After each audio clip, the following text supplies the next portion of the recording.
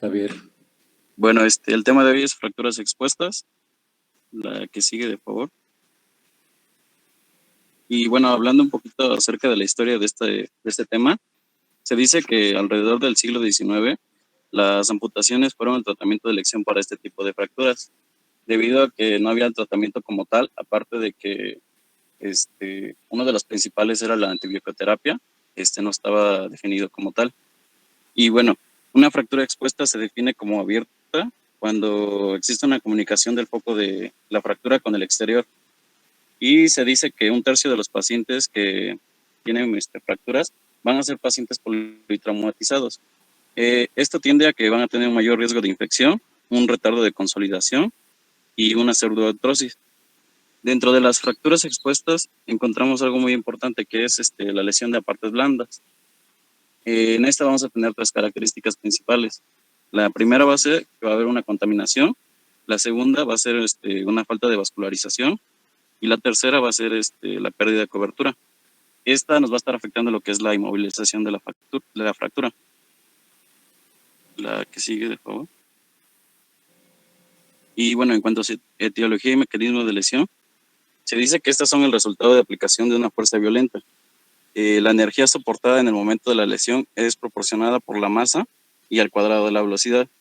¿Qué quiere decir con esto? Que la intensidad del traumatismo está relacionada con la velocidad del impacto. Esto realmente se ve en accidentes fuertes, ya sea en un accidente por carros o motos o cualquier otro que nos lleva a la fractura expuesta. La que sigue, por favor.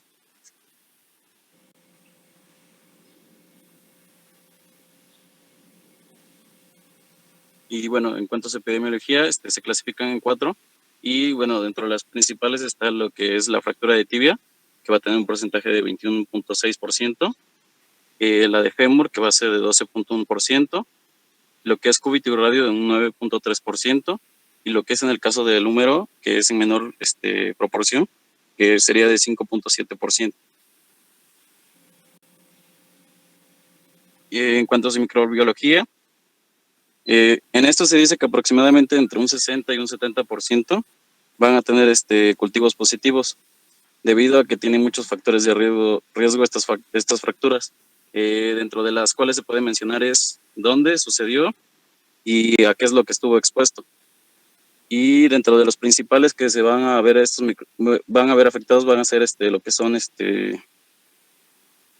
los estafilococos, y los más agresivos van a ser pseudomonas y clostridio.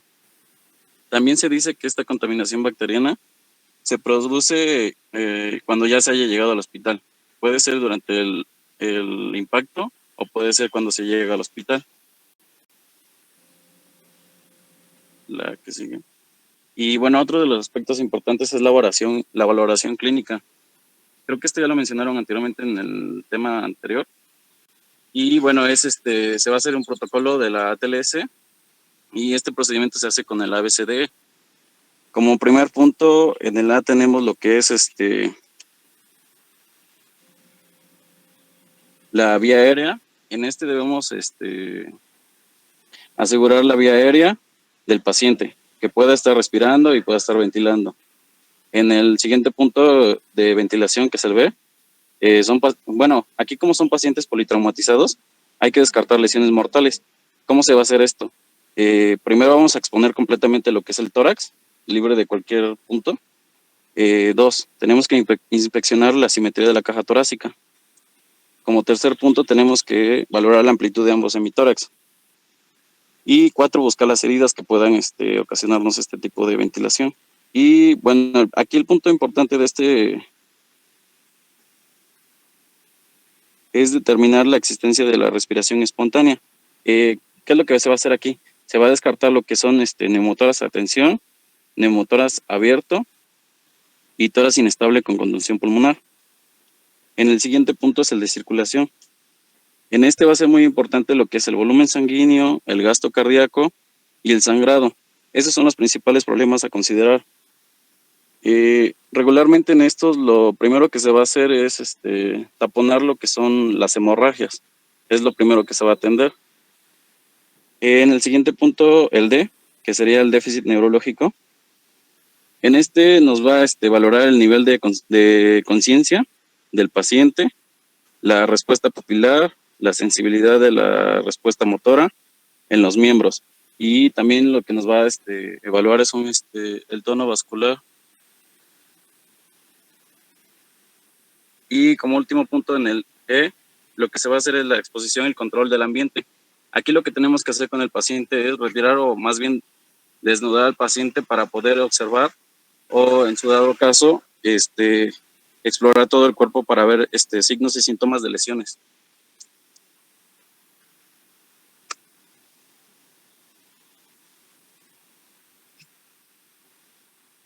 Y bueno, la clasificación.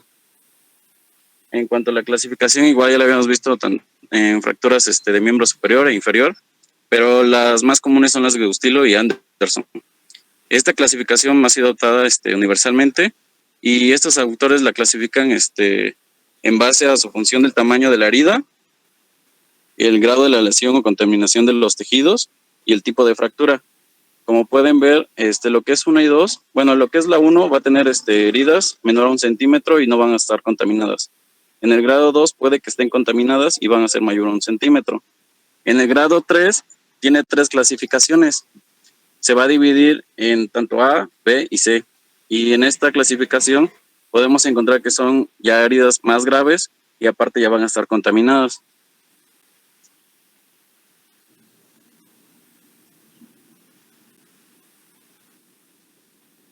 Y bueno, la clasificación de Tershene. Bueno, este autor lo que hizo fue hacer 2 clasificaciones, tanto para fracturas abiertas y fracturas cerradas. Este autor prácticamente toma la misma relación que Gustilo y Anderson, debido a que se va a puntualizar en lo que es el tamaño de la herida, el grado de contaminación y el mecanismo de fractura.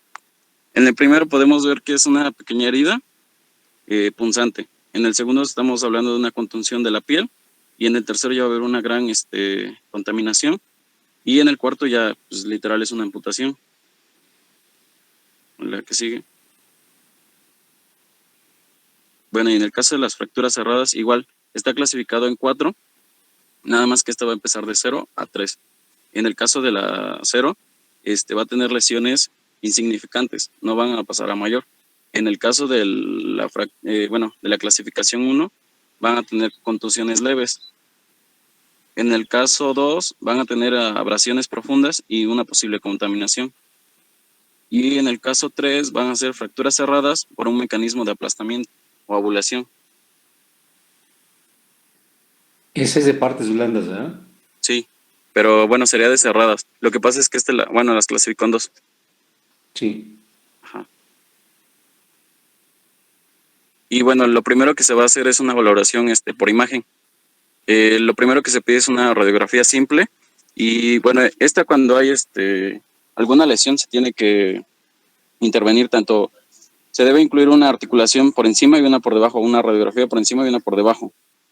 Y en dado caso de que haya una afectación intraarticular, se procede a un ataque, que ya sería más adelante, pues. La que sigue, por favor.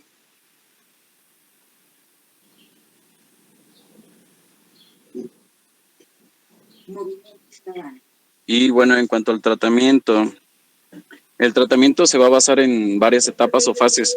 Bueno, la principal es la de urgencias y la que sigue es la quirúrgica. La primera, la de urgencias, lo primero que se va a hacer es evaluar una evaluación inicial. Después se va a ver intervenciones iniciales, lo que es un desbridamiento, lo que es el establecimiento de la fractura para que no tenga la movilidad y no se empeore más. Y bueno, posteriormente se va a aplicar lo que es el antibiótico. Realmente este es el más importante porque siempre hay contaminación hacia este tipo de fracturas. Y bueno, en este punto podemos ver lo que es la valoración clínica, la radiología, lo que es tratar la hemorragia mediante una comprensión, iniciar el antibiótico parenteral, valorarse la lesión y las partes blandas. Y bueno, se va a aplicar lo que es un vendaje estéril sobre la herida. Este se puede utilizar lo que es una solución fisiológica y bueno, como último punto vamos a utilizar lo que es la reducción provisional de la fractura o se va a estabilizar.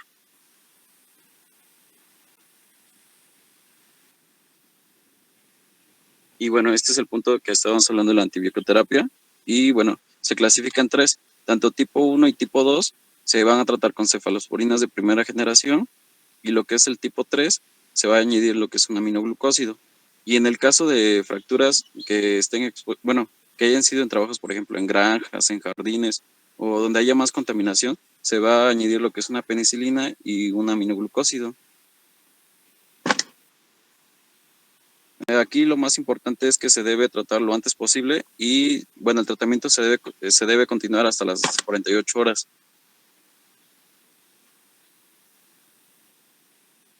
La profilaxis antitetánica.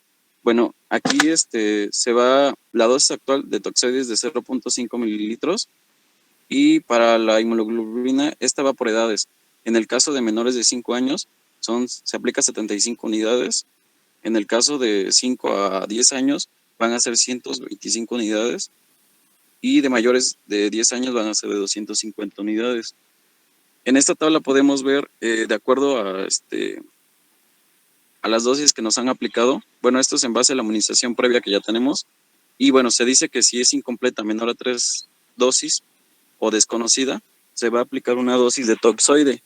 La dosis de toxoide es de 0.5 mililitros y después al mes se va a hacer un refuerzo de este mismo toxoide y también se va a aplicar lo que es la inmunoglobulina. En este caso va a depender mucho del tipo de edad. Si es un adulto va a ser de 250 unidades. El siguiente dice que si está completa, más de 10 años y tiene más de 10 años la última dosis, lo único que se va a aplicar es una dosis de toxoide 0.5. Y si está completa en menos de 10 años desde la última dosis, en no hay ningún problema, no se puede aplicar nada.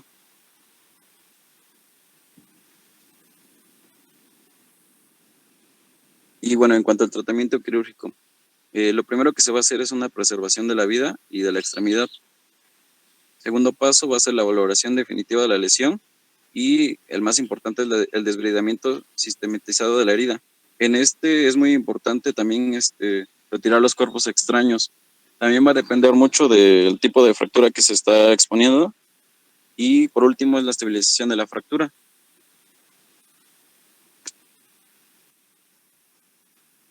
Y bueno, aquí se habla más acerca del lavado y el desbridamiento.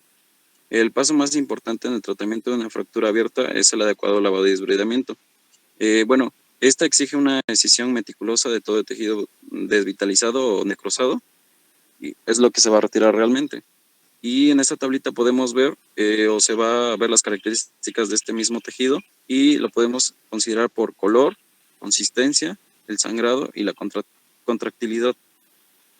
Este desbridamiento se debe realizar sobre las 48 horas hasta las 72 horas.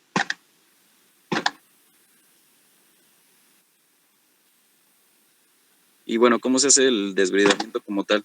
La herida debe limpiarse de proximal y distalmente, siguiendo el eje del miembro. No se recomienda en los cultivos en el desbridamiento inicial y se debe hacer un desbridamiento que inicia de la periferia progresando hacia el centro y se deben conservar lo que son tendones a menos de que estos sean gravemente dañados. Y bueno, este es uno de los puntos más importantes, es estabilizar la fractura y esto protege frente a una lesión adicional en las partes blandas. Esto va a proporcionar un máximo acceso para el manejo de la herida y permite la movilización del miembro y del paciente.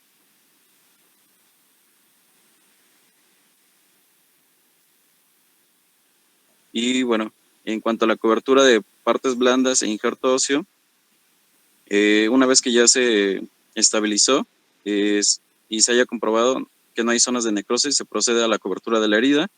Y como por último punto tenemos las complicaciones. Uno de los principales es, dentro de las lesiones de partes blandas, es que puede haber un síndrome compartimental, pero bueno, eso lo va a hablar más adelante mi compañero. Va a haber una infección y se puede provocar las lesiones vasculares.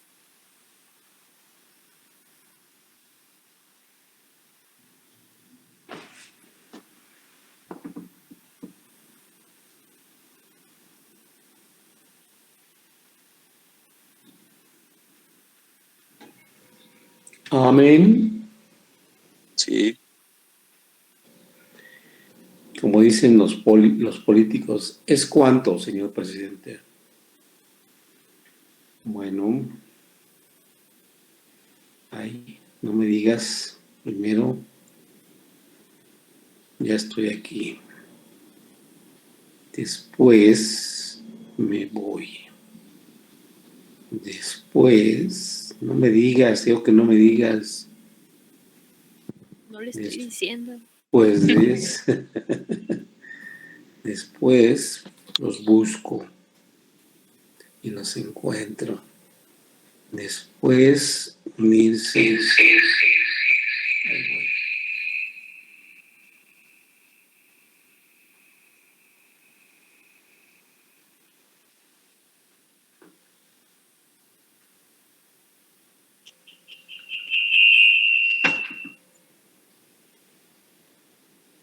Ahí sí me escucho, ¿verdad? Sí, se escucha bien. Sí. Ya estoy aquí. Y después, ¿qué volé? Compartir pantalla.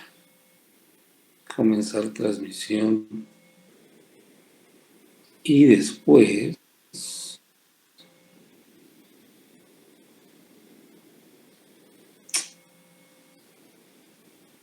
regreso. Ay. Bueno, chavos, como ustedes saben, todo esto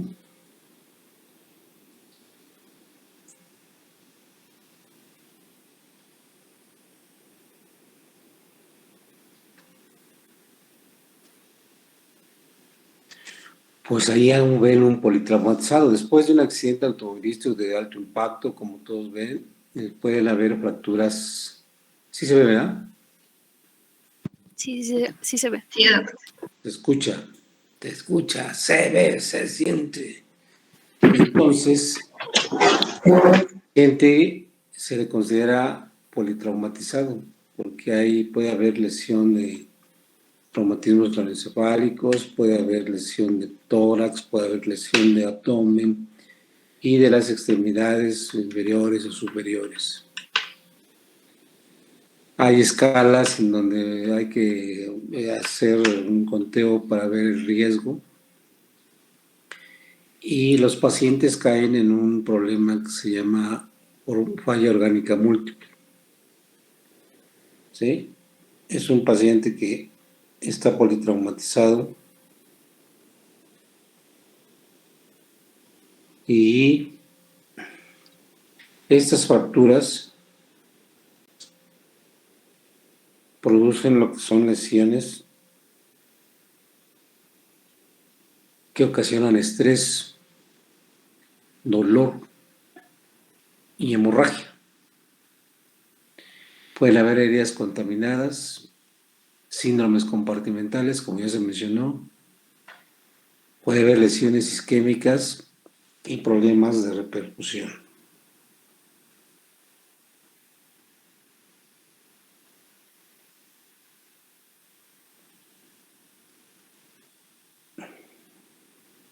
En una herida hay un proceso inflamatorio, hay una hipoxia, hay una isquemia y puede haber una necrosis, en donde se empiezan a liberar sustancias tóxicas como las citoquinas, va a haber una respuesta inflamatoria sistémica. Y al haber todo esto, pueden haber problemas de catabolismo proteico y se pueden presentar alteraciones como es la falla orgánica múltiple. Posteriormente, esto es lo que es la bioquímica, todo el proceso inflamatorio que se ve. Y lo más importante es lo que se llama control de daños.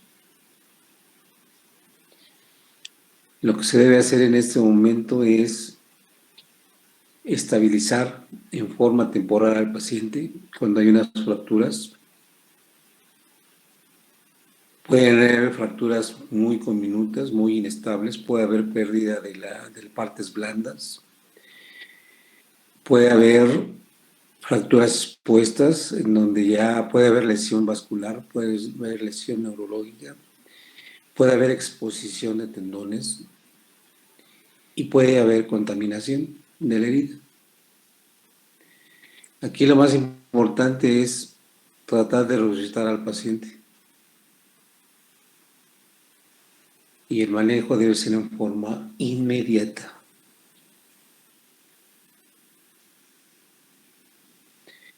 El objetivo principal es control de la hemorragia, control y manejo de los tejidos blandos y de la contaminación de esta herida y estabilizar una fractura que se encuentra inestable.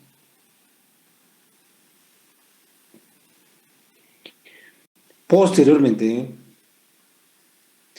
es lo que se llama el primer impacto, segundo impacto. O sea, no quiero que se lo aprendan porque dices, bueno, ¿qué me están hablando? Pero esto es lo que se debe hacer. Es el ATLS. El A, B, C, D y E. Ese es en todo paciente politraumatizado, es lo que deben de hacer.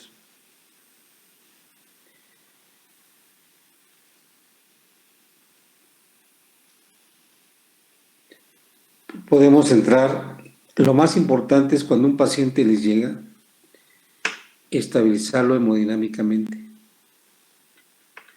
Posteriormente, en esos 10 minutos que ustedes tienen, que ya han pasado más tiempo, desde luego, porque es en el traslado donde pasó el accidente y todo eso, por eso es lo que se llama el triage, escoger el lugar idóneo en donde tengan todas las facilidades y las condiciones para poder manejar un paciente politraumatizado.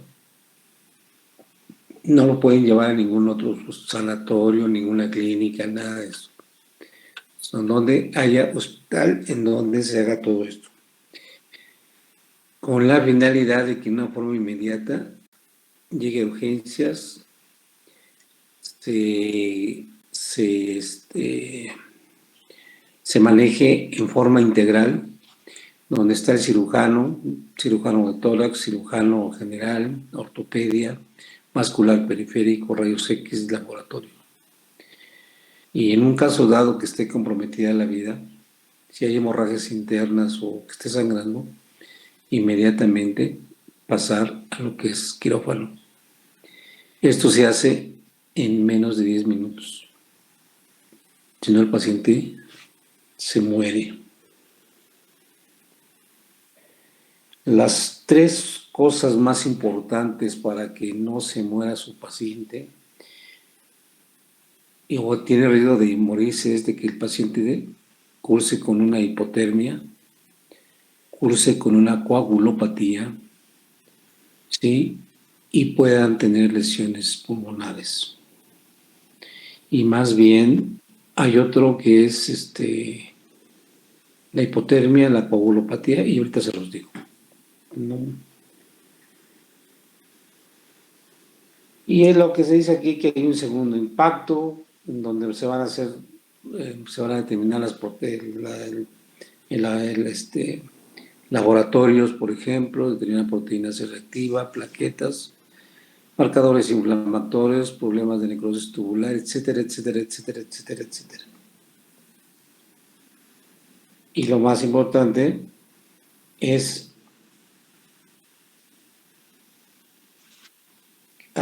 la hipotermia, es la acidosis, la hipovolemia y la coagulopatía. Anteriormente eran 3, pero ya aumentaron a 4. Si este paciente cursa con hipotermia, cursa con acidosis, cursa con hipovolemia y coagulopatía, son los 4 factores que lo pueden llevar a la muerte. Por eso es muy importante es el control del daño. Y acá pues hay una cascada, ¿no? donde todo se tiene que hacer, todo. ¿Sí? Si está estable, vámonos a quirófano, hay que fijarlo, hay que hacer las debridaciones.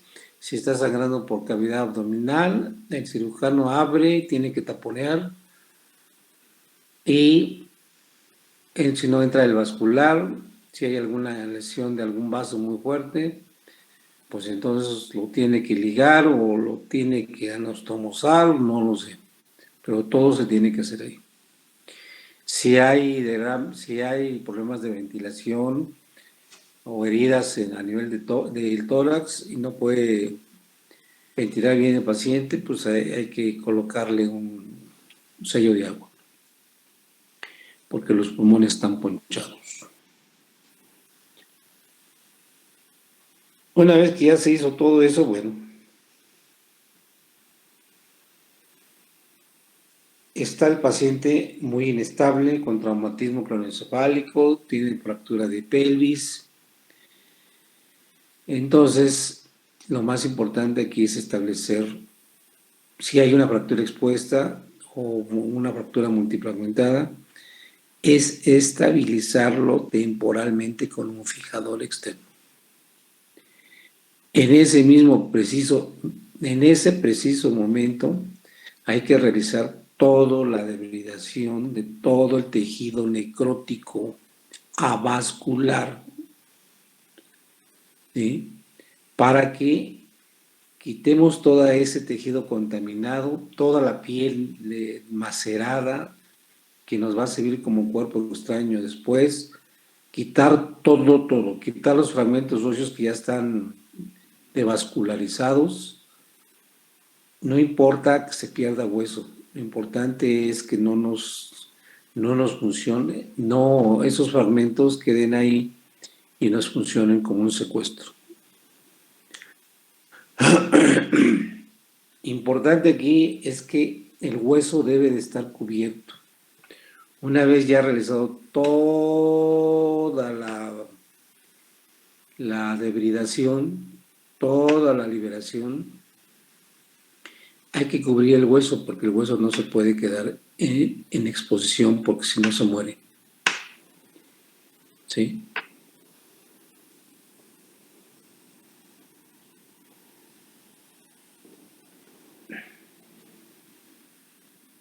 Y aquí contusión pulmonar, eso es un manejo de todo. Por ejemplo, trauma de tórax. Y acá sí quiero que lo vean porque es muy importante. En el primer día es el momento del evento. El paciente cursa con su traumatismo severo, en donde se le hace todo, completamente todo. Se pasa a quirófano, se debrida, se ve que no haya hemorragia, se le pasa líquido, se le pasa sangre, se le pasa de tocho morocho. Es el primer día, ¿sí? En el cual va a haber una respuesta y una reanimación. Al día 2 y 4 cursa con un periodo de hiperinflamación en donde solamente se observa al paciente entre el segundo y el cuarto día. Recuerden, el primer día es el trauma donde ya se le hizo todo. Toxoide, antibióticos, sangre, líquidos y anexas. Después del segundo al cuarto día,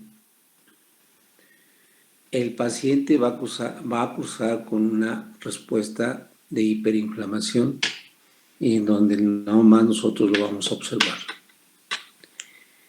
Después viene el quinto al 10º día, en donde se puede tener una oportunidad de meterlo a quirófano. ¿Sí? Pero si hubiera algún evento que no los permitiera, del quinto al 10º día, que por alguna causa no se metió a quirófano, no se hizo el tratamiento definitivo, bueno, pasa al 11º y 20º día, en donde el paciente, por el mismo proceso inflamatorio, por la misma respuesta metabólica al trauma, causa una inmunosupresión. El paciente se inmunodeprime. Aquí ni lo toquen, ni cirugía, nada, porque si no se les va a complicar. Y después de la semana 21, o después, más del día 21 de la semana 3 o tercera semana, ya el paciente pues está más recuperado, más tranquilo, ya está hemodinámicamente estable, entonces sí, aquí le pueden hacer una cirugía ya programada, que se le va a hacer esto, que tuvo fractura de fémur, que no, pues le vamos a poner, que le queda un clavo centromedular, le ponemos un clavo centromedular, que la tibia está multifragmentada, entonces, bueno, pues le ponemos, si le queda un clavo centromedular adelante, si no fijadores externos, hasta que esté completamente bien limpiecito. Si es de fémur, pues de pelvis, pues hay que entrar a pelvis, estabilizarlo, porque no puede quedar con una inestabilidad. Y esto es lo que se debe de hacer en un paciente politraumatizado. Ahora, aquí como se dijo, en el primer día, pues así llega, ¿no?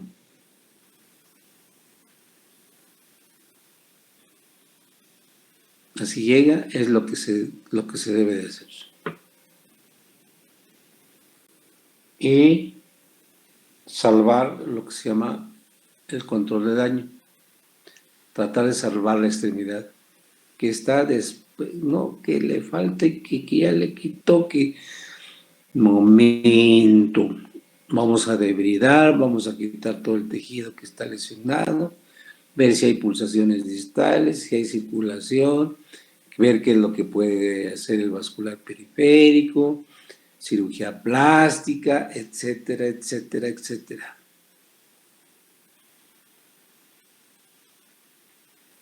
Y si ya viene así, pues ¿qué? Muchas veces pues, hay que amputar. Donde tenemos la escala de MES, de LIS, de LICE, de tantas escalas que hay.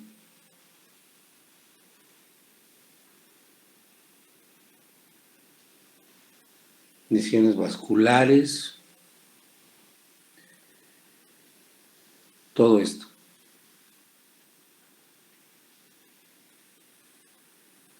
Y acá, pues, si ya ven que hay alguna expuesta, pues hay que debridar, quitar todo y estabilizado con fijadores externos. Es lo que se debe de hacer.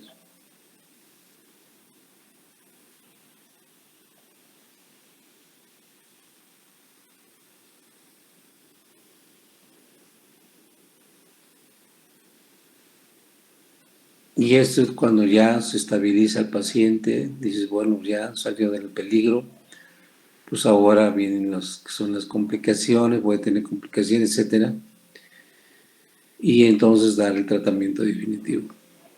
Pero las 4, si hay hipotermia, si hay acidosis, si hay hipercoagulabilidad, ¿y cuál era la otra?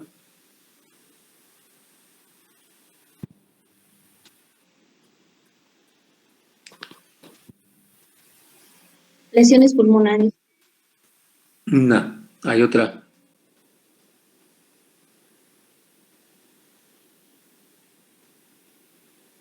Hipovolemia. La hipovolemia.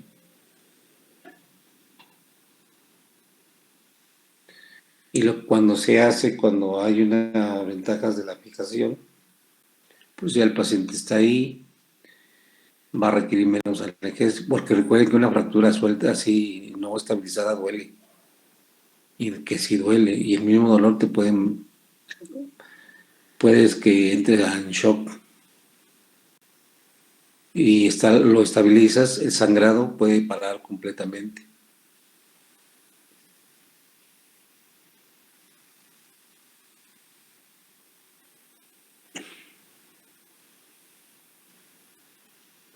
Y como se dijo en el segundo, el cuarto día es nomás verlo, mirando como el chinito, ¿cómo estás?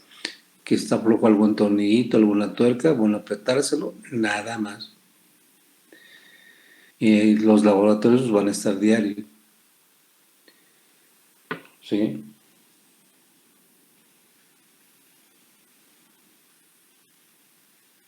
Doc, yo tengo una duda. Dime, ¿Sí se escucha? ¿sí? Fuerte. Ah, ¿cómo? Bueno, es que estaba leyendo sobre eso, que pues perdón, a ver. No, dime. Estaba leyendo sobre eso, de que pues en hemorragias, pues evidentemente lo ideal es nada más como que controlar y administrar la reposición de líquidos, ¿no? Para que entre en normovolemia. Pero, ¿qué ocurre o cómo sería el manejo cuando la hemorragia es interna? Pues tienes que abrir y ver de dónde está. Por ejemplo, si estamos hablando del hueso, te puede lesionar, por ejemplo, extremidad, la femoral, la popltea, la tibial anterior, la tibial posterior. Si estamos hablando de pelvis, pues puede haber el sangrado de plexo venoso. Recuerden que Despacio otro. ¿están llorando o qué? Le están pegando. Violencia familiar, violencia, ¿qué? Bueno, de esa. Entonces, No, es que es que lo estoy haciendo desde mis manos libres y entonces capta muy mal el sonido, por eso escucha así. Perdón. Como ahora ya no se les puede decir a ustedes nada, pues mejor ahí muere, paz y amor. Entonces, después del día 21, entonces ya se hace una cirugía programada y entonces ya se planea y si hay pérdida de tejido o qué sé yo, pues tratar que cirugía plástica rote un colgajo para que el hueso no quede denudado. Y si hay sangrado, me estaba diciendo que si hay sangrado, pues hay que ver de dónde viene, porque lo tienes que coaptar a fuerza, si no se muere. Dependiendo del lugar, tienes que ir, pinzar, anastomosar, y si no lo puedes tú, pues entonces por eso tienes el apoyo de los demás servicios. Y si ya la piel, la extremidad ya están necrosadas con cambios de color, está frío, ya no llega sangre, bueno, pues ahí ya tú decides qué es amputarla, ¿no? Previa consentimiento informado. Tienes que dar información a los familiares, dar la información al Ministerio Público, dejarles todo lo que quitaste. Aquí está lo que quité, se lo entregué. Nos evitamos cosas legales. ¿Sí?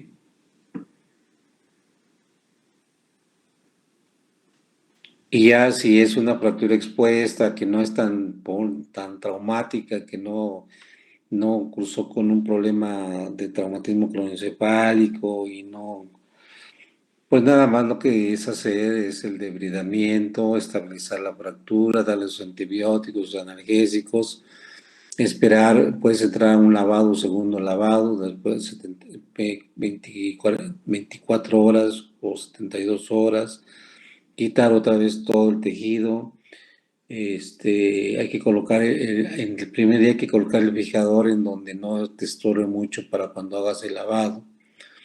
Ya posteriormente limpiar los pines, que no se contaminen, etcétera, y hasta el último puedes hacer tu tratamiento definitivo. Tienes tus analgésicos, tu antibiótico, tu toxina, tu toxoide tetánico. La anticoagulación es muy importante porque puede causar una tromboembolia pulmonar o embolia grasa.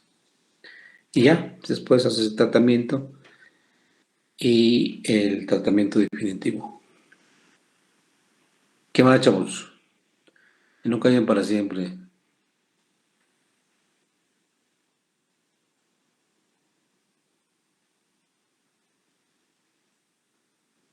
Ay, cañanga, ñanga. No sé si lo entendieron, no sé. Están bien chipocludos, ¿no? No, sí le entendimos. Eso es lo que le hacía. Y la clasificación que más utilizamos todos es la de Gustilo Anderson. Y la, perdón, y la otra es la de partes blandas, pero les voy a repetir, si hay exposición ósea y no hay cobertura, tienen que rotar un colgajo o cubrir ese hueso porque si no se necrosa y se muere.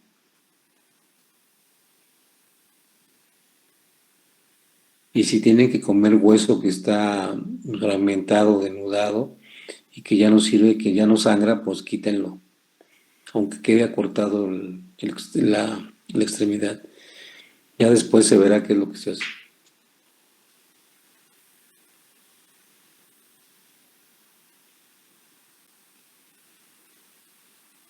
¿Sí? Sí, adelante. Sí, doctor. Sí, doctor. Sí, ¿De veras? sí, doctor. Me salgo.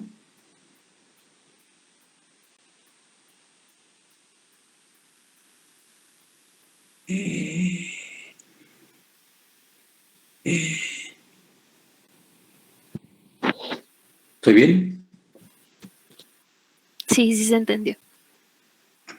¿Aprendí a hacer esta cosa o todavía me falta? Sí, me falta. Está bien.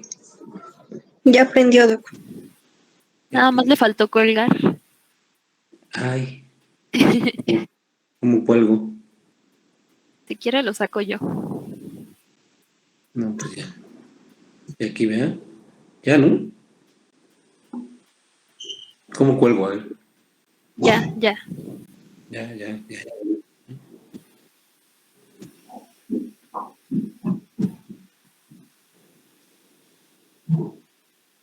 Ya. ¿Ya? Ya está. ¿Proyecto el siguiente tema? Porfa. Sí, lo presento, lo proyecto yo, no te preocupes. Creo que sí va a cargar. Ah, bueno. Pues vamos, sí, señor. Si se deja de ver o me dejan de ver, por favor, me avisan porque mi internet a veces falla demasiado. Entonces, por favor. Sí, David.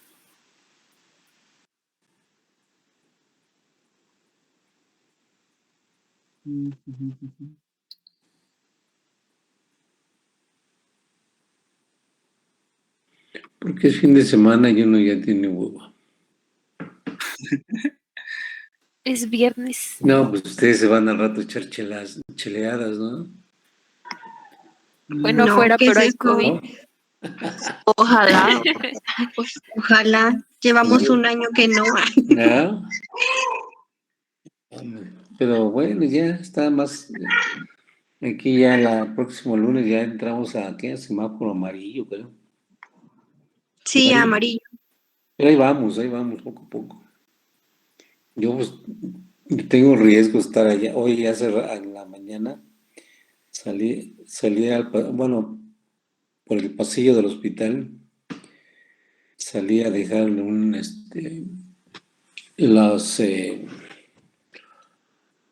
a descargar mi blog de incapacidades. Y ahorita voy a dejarlo, pácatelas. Y en ese momento, código 11, código 11. Digo, ¿qué diablos es eso? Porque yo no sé. Código 11. Van a un paciente con COVID para un ataque. ¡Ah! Ni modo. Tania, ¿crees que me puedas ayudar segundo a presentar? Sí. Por favor. Pues no que no. Es que no pude. No, No sé por qué no cargó. pues no que no, no que no necesitas de las mujeres. No, ¿cómo que no van a estar de ellas? Claro que lo necesito. Ay, ay, ay, ay, ay. Muy caballero, ¿no? Los necesito. Sí.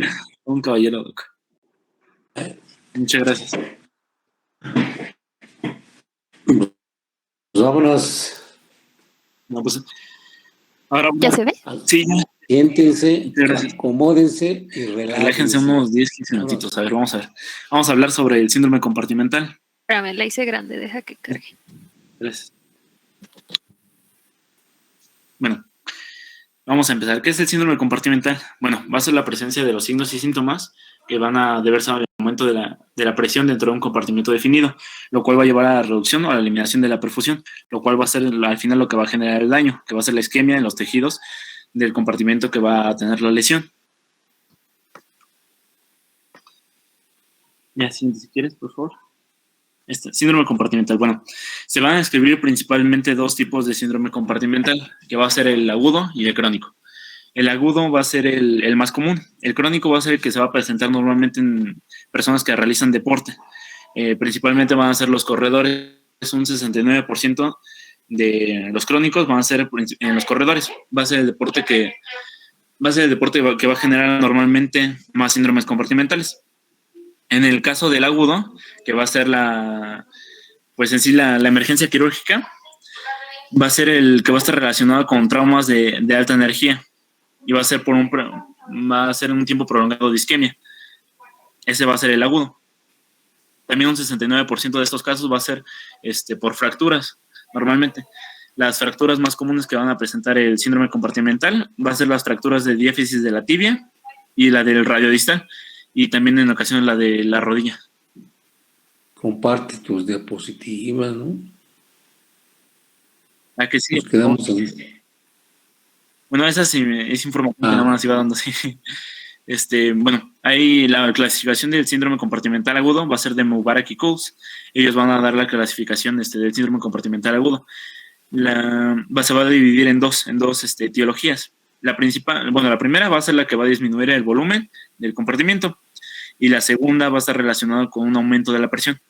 La que va a disminuir el volumen va a ser ya sea por cierres quirúrgicos, quemaduras, congelamientos o vendajes constrictivos o cualquier cosa que comprima y que no deje pasar el flujo sanguíneo. La segunda va a ser la que va a estar relacionada con el aumento de la presión. Siguiente, si quieres, por favor. Bueno, en la segunda tenemos estas causas, que va a ser el síndrome compartimental agudo y va a aumentar la presión, ya sea por acumulación de edema, acumulación de hematoma o una combinación de ambas. En la acumulación de edema tenemos todas las que están aquí, ¿no? La lesión arterial, trombosis, cirugía vascular, reimplantación de miembros, tiempo de uso de isquemia excesivo, ingesta de ergotamina, quemaduras, mordeduras de serpiente. En la acumulación del hematoma vamos a tener alteraciones de la coagulación, tratamiento con anticoagulante, lesiones vasculares. Y en la combinación va a ser las fracturas, lesiones de tejidos blandos, que también es por algún trauma, y ostomías. Siguiente, si quieres, por favor. Bueno, la fisiopatología de todo esto. La fisiopatología va a ser una disminución del retorno venoso. Va a disminuir el aporte de sangre. Con la disminución del aporte de sangre va a haber una isquemia que va a generar un daño en todas las estructuras situadas en los compartimentos, ya sea de músculos, nervios, de todo lo que hay en el compartimento. Bueno, la isquemia va a ser en el músculo y puede la neuropraxia, que va a ser el daño en los nervios, se va a generar a partir de la primera hora. Después de las 4 horas ya va a haber un mayor daño y a las 8 horas ya va a haber isquemia de los tejidos, que va a ser un daño ya irreversible. O sea, ya va a haber una muerte celular. A la primera hora y a las 4 horas todavía se puede hacer algo para evitar la isquemia. Bueno, la necrosis, perdón. Y la necrosis obviamente va a imposibilitar la reparación de los tejidos afectados. Bueno, en los casos de sinergia, en situaciones donde no hubo alta energía, no fue un traumatismo con alta energía, el síndrome compartimental agudo va a suceder a nivel celular. durante el proceso de revascularización por el edema creado en alguna ruptura de las membranas. O sea, se va a generar un edema por el daño en las membranas de las células. Se van a romper y van a generar un edema. Ya, si quieres, la siguiente, por favor. Bueno, en el cuadro clínico. El cuadro clínico vamos a tener tres cosas principales. Uno son las 5 Ps, que se han descrito como dolor, palidez, sin pulso, parestesias y parálisis. En el otro va a ser en el dolor. El dolor normalmente va a estar desproporcionado a lo que, por ejemplo, podemos observar, y va a ser como que lo principal. También se va a observar algo de tensión en el compartimento afectado. Siguiente, por favor. Ahí. Diagnóstico. El diagnóstico se basa en la clínica principalmente. También vamos a tener hallazgos físicos, y lo principal va a ser la anamnesis. O sea, normalmente, como es a partir de una fractura o de algún traumatismo, pues es lo que tenemos que preguntar, si hubo algún traumatismo, fractura, o observarlo más bien. Y la medición de la presión intracompartimental. La presión intracompartimental, lo normal es en los adultos es de 8 milímetros de mercurio. Por lo que entendí, en los niños puede variar de 8 hasta 15 milímetros de mercurio. Y ahí hablaba de distintas formas de diagnosticar el síndrome compartimental agudo. Hablaba también de, por ejemplo, resonancia, Doppler, pero en sí lo principal va a ser la clínica. Y bueno, pues ahí tenemos una imagen de cómo nos muestra los músculos pues inflamados. Va a haber un crecimiento que va a afectar los vasos y va a haber flujo sanguíneo.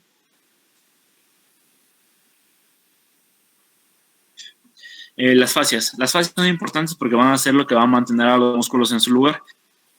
En sí, en el tratamiento tenemos que abrir para liberar la presión. Entonces, por ello son importantes. Bueno, las funciones de la fascia. Va a proporcionar sitios de unión para los músculos, va a mantener la posición de los músculos en movimiento y va a mejorar la ventaja mecánica de los movimientos. O sea, se ayuda para los movimientos y funciona para los músculos, para mantenerlos en su lugar. Son compartimentos que van a mantener va a ser una fascia. La fascia va a ser inelástica y va a mantener la forma y va a brindar protección a los músculos. Y va a ser normalmente más probable o más propenso en los adolescentes, porque los adolescentes son los que van a tener mayor relleno muscular y van a tener fascias más fuertes, van a ser aún más inelásticas. Entonces, por eso es más probable en los adultos o en los pequeños también, en los traumatismos que generan los pequeños. Bueno, en las fascias tenemos muchos compartimentos a través de las fascias. En las extremidades superiores, el brazo va a tener 2 compartimentos, uno anterior y uno posterior. El anterior va a ser el que va a contener al bíceps, al músculo braquial, a los nervios también que van a cruzar por la parte anterior del brazo. Y el compartimiento posterior va a tener al tríceps. Siguiente, por favor. De las extremidades superiores también. El antebrazo va a presentar también 2 compartimentos, uno anterior y uno posterior. Y la mano va a presentar 10 compartimentos. 4 van a ser dorsales, 3 palmares y el abductor del primer dedo. En las extremidades inferiores también vamos a tener distintos compartimentos. En el muslo van a existir 3, uno anterior, uno medial y uno posterior. Cada uno cubriendo distintos músculos y distintos nervios. Siguiente, por favor. Vamos a tener también en las piernas distintos compartimentos, anterior, lateral, posterior superficial. Y el pie, bueno, encontré en uno que tenía nada más 3 compartimentos y en otro que tenía 9. No se van variando un poquito. Entendí que eran 9 al final, 9 compartimentos. Bueno, ¿cuáles van a ser las complicaciones del síndrome compartimental agudo? Además de generar la isquemia y la necrosis, y que obviamente se puede perder la extremidad, vamos a poder tener en el sangrado excesivo la infección. La infección porque normalmente se genera a través de traumatismos en fracturas, y si es una fractura expuesta, pues podemos tener infección también.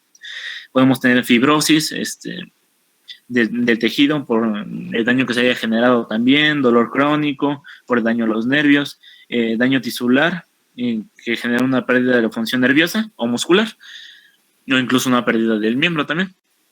la rabdomiólisis, que va a ser secundaria de la destrucción de los miocitos. La rabdomiólisis en sí es una complicación, no nada más del síndrome comportamental agudo, de algunas enfermedades, bueno, de algunos traumatismos, como por ejemplo las quemaduras, que en sí va a hacer que la mioglobina tape los glomérulos y se va a perder la función renal. Esa es una complicación también que puede surgir y va a ser más frecuente en eventos traumáticos. Por eso es una complicación más sencilla el traumatismo que el síndrome comportamental agudo. Y hay que cuidar lo que son los traumatismos también. Bueno, ¿cuál va a ser el tratamiento de todo esto? El tratamiento va a ser realizar una descompresión inmediata del compartimento afectado mediante una fasciotomía y debe preceder a cualquier acto quirúrgico. O sea, lo primero que tenemos que hacer es abrir para liberar la presión. Porque es lo que les había mencionado. Después de ciertas horas puede generar un daño. De hecho, entendí que se tiene que realizar dentro de las primeras 6 a 12 horas, porque si no puede aumentar el daño de pérdida del miembro. Bueno, la probabilidad, de pérdida del miembro o de pérdida de la función también. Y una vez realizada la fasciotomía, se tendrá que proseguir con el resto de la intervención ortopédica, ya sea fijación externa, osteosíntesis o ya cosas que tendría que hacer de manera quirúrgica. Bueno, la fasciotomía. La fasciotomía se va a realizar con el fin de liberar la presión del músculo. Hay distintas técnicas y cada parte va a tener su técnica, ya sea para fasciotomía de miembros superiores como el antebrazo, bíceps, tríceps, muñeca, o de miembros inferiores de la región glútea, de los muslos, de los pies. Cada región va a tener su técnica. Y bueno, los pacientes que se retrasan, lo que les menciono, más de 12 horas, la tasa de amputación ronda entre 3.2 y 14%. O sea, aumenta un poco. Por lo que no se tiene que retrasar el tratamiento. Bueno, las técnicas de cierre. Va a haber distintos tipos de técnicas de cierre. La técnica de amarrado de cordones va a ser en sí colocar grapas alrededor de la herida y atarlo con cordones que se llaman siléstica. Va a ser en sí algo parecido al caucho y se va a ir cerrando poco a poco. Se van a atar como si fueran agujetas y se va a ir cerrando la fasciotomía para aproximar la piel, y ya cuando esté completamente unida, se va a esperar 2 a 3 días para que se una y se revitalice la herida. Y con la presión negativa. La presión negativa es es en sí lo que entendí es el BAC. Es un aparatito. El BAC es correcto, yo lo conozco por el pico. El pico es un aparatito en sí que va a chupar la herida, por así decirlo.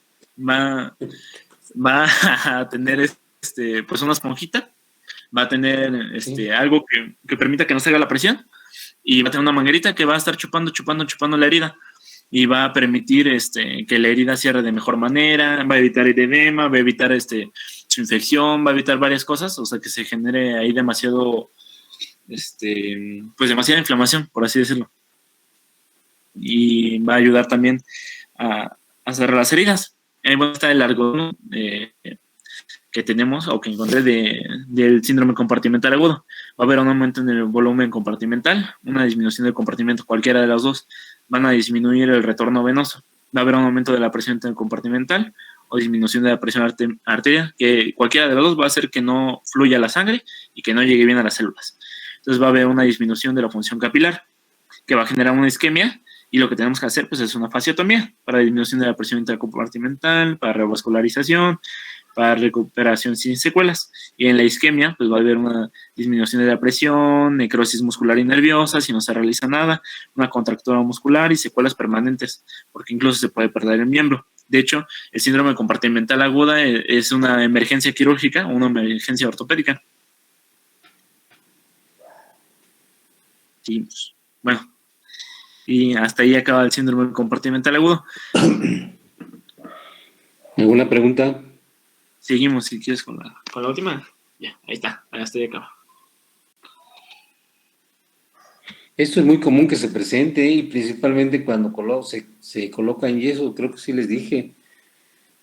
Hace poco colocaron un yeso los muchachos y comprimieron mucho y el paciente tiene problemas de isquemia de, ¿cómo dije? Isquemia de Bolman. Y los dedos que ahora están así. Sí. Hay una lesión Se neurológica. me olvidó hacer como complicación. Sí.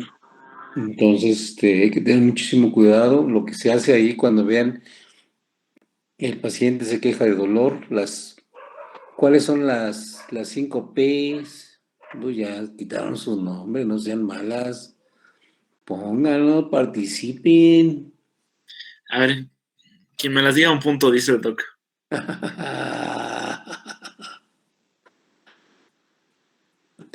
¿Cuáles son las 5 P's? 1, 2, 3, 4 y 5.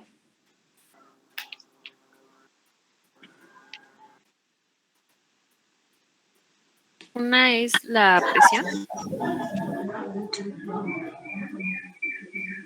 Palidez, ¿Se las digo todas o parestesias, que no? parálisis, dolor. Palidez, Parestesias, parálisis, Disminución creo que de los dolor, pulsos. dolor. pain, dolor. La otra,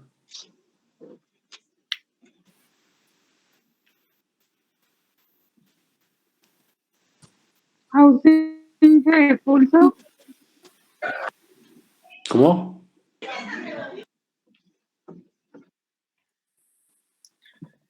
Dijo ausencia de pulso. ¿Es correcto? Sí. ¿O no es correcto? Para que vean, pero principalmente ese dolor, pero si tienen si ven la extremidad con palidez y todo eso, tengan con seguro, abran, quiten el yeso, y si el músculo se inflama mucho, se está con un proceso de hernia, inmediatamente meterlo al quirófano y hacer sus vasectomías. Disminuyen las presiones por el proceso inflamatorio del músculo. Y ya después cierran lo que es pura piel y ya después se van a estarlos observando nada más. Y poner su dren o presión negativa como es el VAC para que esto vaya extrayendo y vaya haciendo también una buena cicatrización.